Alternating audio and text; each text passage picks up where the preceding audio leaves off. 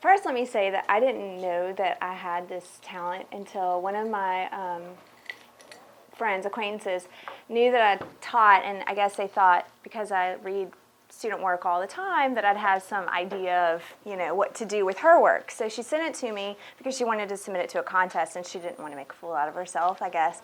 And so from there, it just kind of organically grew for me, and so I've had different people approach me for the same thing, and what I found interesting in my course of doing this is that even though they know what they're doing in those first 4 or 5 chapters, because I think for a lot of us the ideas come and we just start writing whatever it is that's in our head that speaks to us, it's in our heart, and we just put it out there, and then we don't know what to do with it after that. It's sitting there. And so what I have found works is with my last client, we sat down and she had like 4 chapters, and she had this great idea.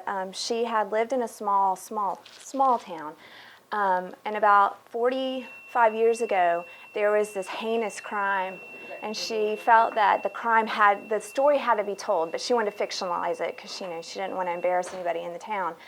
And so she knew that the end of her book was going to be kind of the aftermath of that crime, and she had the beginning of the viewpoint, kind of like To Kill a Mockingbird, from these children's viewpoint, but she didn't know how to get from the beginning to the end. And so what we did is, and what I like to do is, I sit down with my my clients, and we start at the end, and we actually work backwards to the beginning. And so by the time she and I finished, we had a whole outline of, okay, well, if this happens, then how does this happen? And so we mapped out the plot first, and then the next thing that we did was sit there and we talked about, she had a whole army of characters. And so we decided, how are we going to thread these characters through so that as a reader you're not confused by, this large cast of characters, because you can only, I feel like, sometimes remember so much, and then you have these characters that kind of drop off, and as a reader you're going, where did they go? What happened to them? And so we made sure that at the end and at the beginning, whoever she started with, that we had a storyline for each of those. And so, at first it's a very simple process of just kind of mapping out those little details, and then as we come back together again and again, we start talking about which characters maybe don't work, and which ones do, or which ones need to be added in. And really, it's, for me, on my end of it, I find that what I'm good at is really just telling them where it's not working, and where in their head sometimes they have ideas that aren't coming out in the paper, I guess. So my best, I guess, example is, because she was writing about something that actually happened to her in her small town, and she wanted to fictionalize it, she had all these great stories about things that she remembered from growing up. These little, like, neighborhood places that they would go to, and events that had happened. And what I found is that some of them worked to tell the story and bring the charm to the story, but then sometimes she was including a story just to tell a story because it was something that she enjoyed as a child, but it had really nothing to do with the plot of the story. And so my job was to be kind of the harsh person and say, well, that's a beautiful story, but how does it further what you're trying to say? Does it further? Can you figure out a way to make it work with the story? And so that's what I found are my gifts that I bring to the table, are to be able to sit back and read it, and then with kind of an unsentimental heart, in that I haven't had to write it and I haven't had to experience it, but I can be more critical, say, okay, here's where we're going to end and here's where we're going to start. Let's look at all this middle stuff and go from backwards to forwards and start looking at all these pieces and puzzles. The first thing I always say is just to write about anything, even if it's not about what you're actually writing about or wanting to write about, but just anything. And even if it's a blank sheet of paper and you start with, this is a blank sheet of paper, and I hate that this is a blank sheet of paper, and I can't believe, it's just sometimes unwinding the words helps get it started.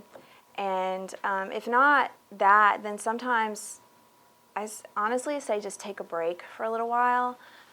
With my own student writers, we'll be in an intense process of writing for days and days and days and days, and then I'll tell them, we're going to take like a weekend or 5 days away from this, because I think you need to look at it with fresh eyes.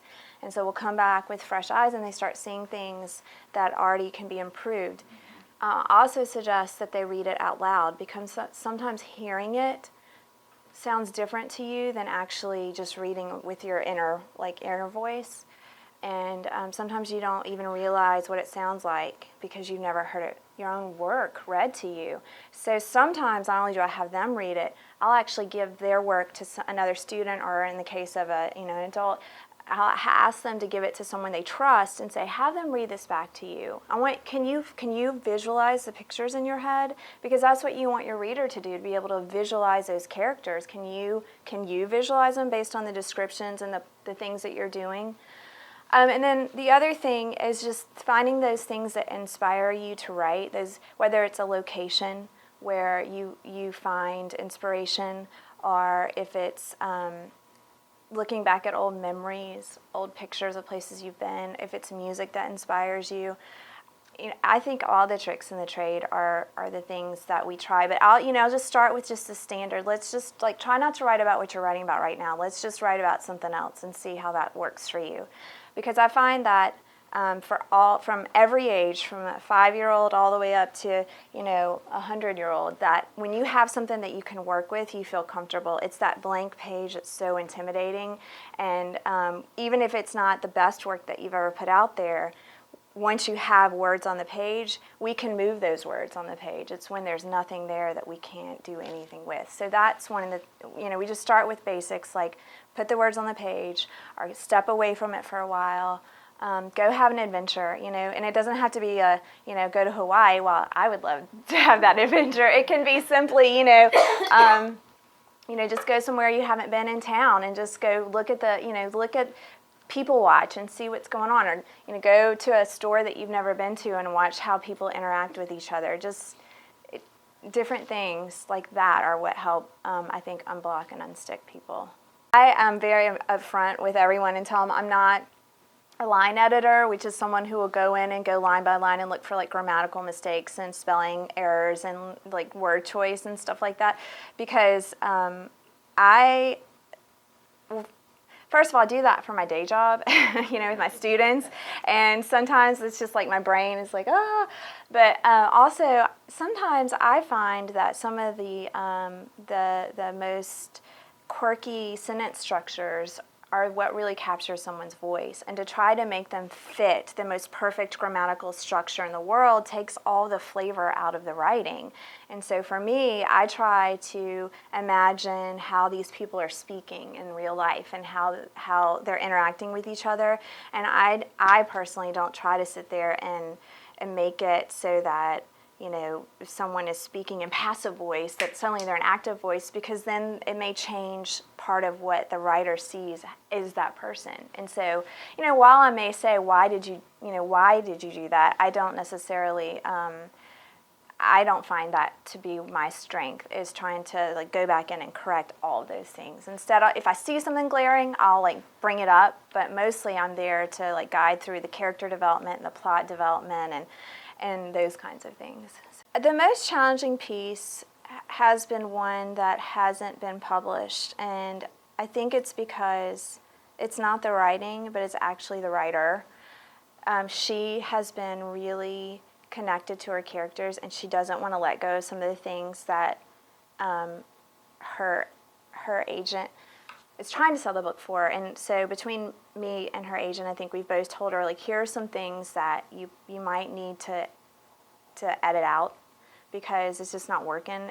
There's just too many layers, and not one of them's finished and one of them's partially finished, and then one of the layers, I think there's 3 different plot lines, and one of them really works, and then one of the subplots could be more developed, and then one of them probably just needs to be completely eliminated. But I find that she is just so in love with that one plot line, and she feels like it needs to be there. She doesn't want to get rid of it. And so to me, the challenge is not the writing. The writing's beautiful. It's just when you are, as a writer, connected to a story, sometimes it's really hard to like put it to rest, and she's not ready to put it to rest yet. And that's the challenging thing, because at the end of the day, it's ultimately the writer's decision, and all we can do is sit down and make suggestions, and it's up to them to use their talent, because really I feel like it is a huge talent to be able to convey what you can convey and express what you can express.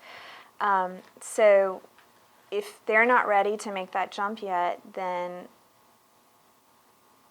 either they have to find someone else who believes in it and can try to sell it the way they want to sell it, or they just have to, it's kind of a grieving process sometimes. They have to let it go in their own time, in their own way. I feel like if it has a narrative, if she sees all these events linked, and even if they're not necessarily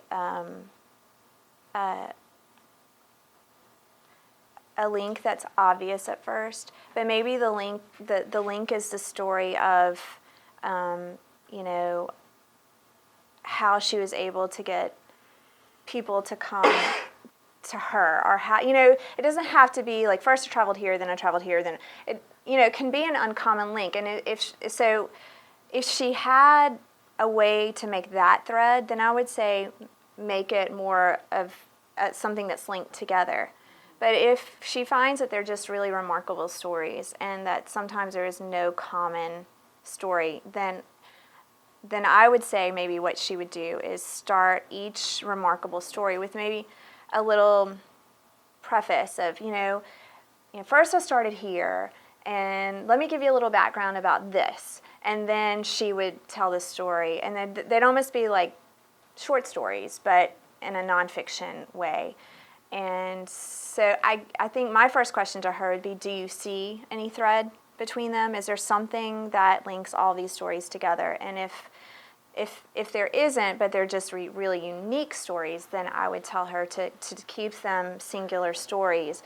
But the way to engage the reader, I think, would to be make sure that they each have some sort of tiny or small introduction that introduces where you're going with each of these stories.